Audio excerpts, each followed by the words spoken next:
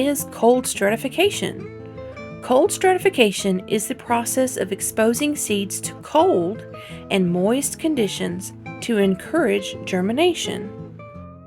In nature, the stratification process takes place when fallen seeds overwinter underground or beneath a layer of snow. Not all seeds need cold stratification. However, some examples are lavender, St. John's wort, and asparagus. There are several ways to mimic cold stratification that happens in nature.